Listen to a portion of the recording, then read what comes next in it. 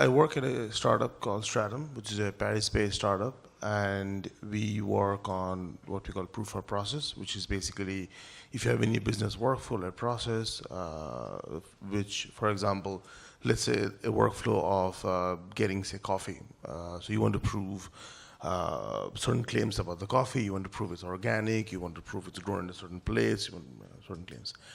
So when you want to make some claims, you want to make the claims based on evidences that are verified or verifiable.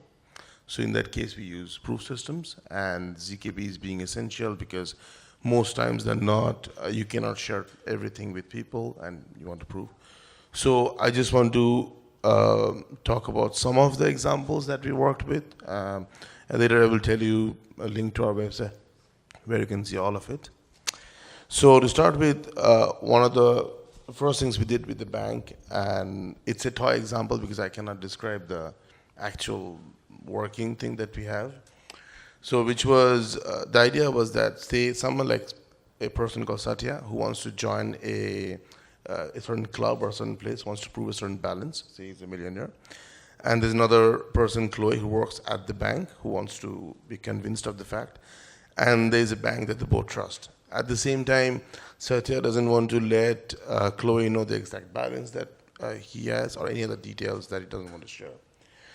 And this could be happening not just with one particular person like Chloe. Tomorrow, he might have to prove a different balance. For example, say Satya has 10 billion and he wants to prove 1 million. Now he wants to prove 2 million. Tomorrow, so different things, different times.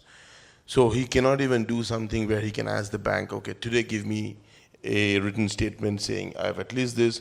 Tomorrow, for another person, give me another thing. So he cannot keep doing that. So he needs to have something that the bank gives it to him that he can use to generate new proofs based on whatever request he has been given, right?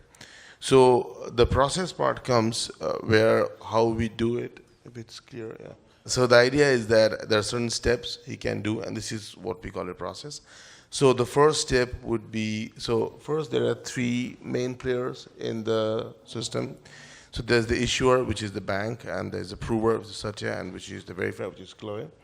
So in the first step, which is the setup, the bank in this case provides two kits, and we used Pinocchio to build this. And so what we did was the bank would generate two software kits. One would be a prover kit, another would be a verifier kit. So a verifier kit, and then those can be made public. So by public, I mean anybody could go to the bank's website and download that. So say tomorrow, Chloe is the person who wants to know I'm a millionaire. So as the bank's website is known, they can just go something like zkp.abcbank.com and they can download their part of the thing. And then every 3 months, as per the protocol, the bank would publish commitments, which would be like, say, a hash of or my bank statement. So that will be public, but you wouldn't know what's inside the commitment, right?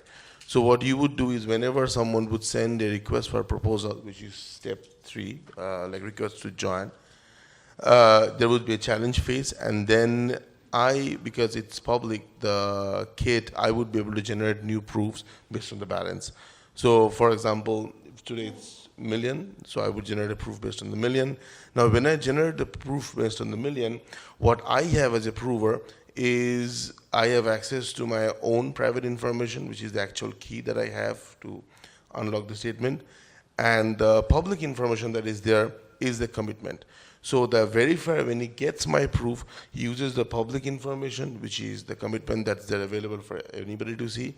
And he uses identifiers that identifies me.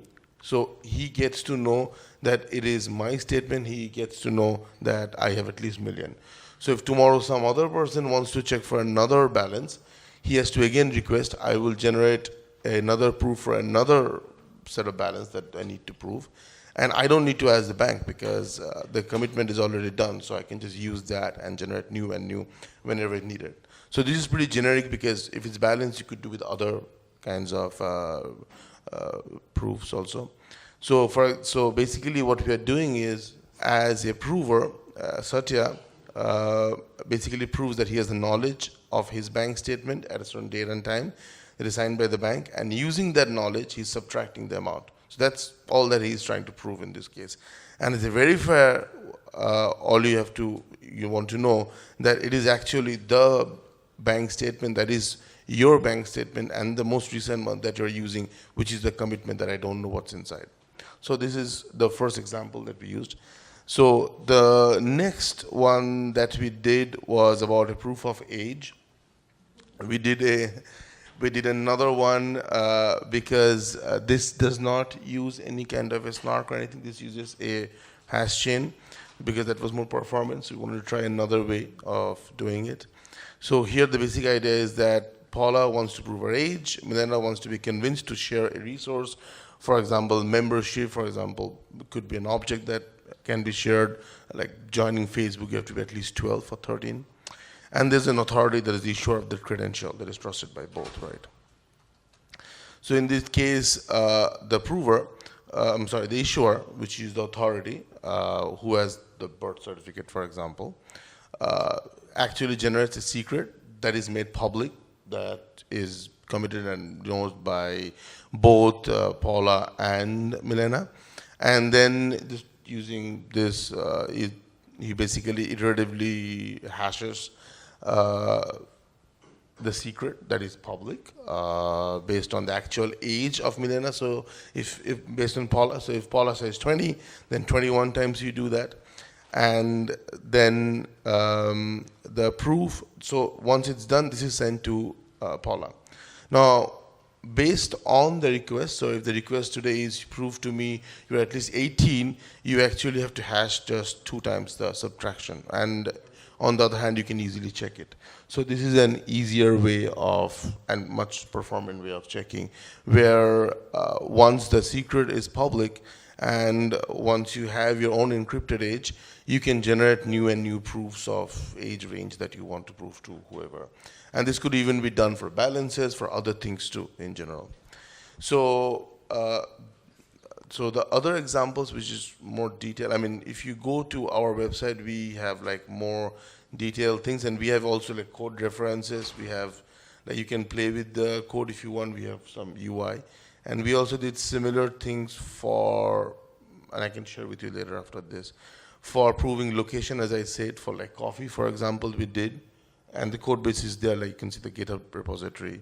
We did something for boardroom voting, where you have to, like basic election problem, where you have to prove that a certain number of people at least voted in the boardroom, that delegation happened according to the number of votes that the delegates had. And you do not want to publish who voted for whom, and you do not want to also prove if a certain person voted or not. Just you want to know minimum at least this many people voted. So we also did that. I'm not going into details, but I mean, this would take a while to go. There's like 3 posts.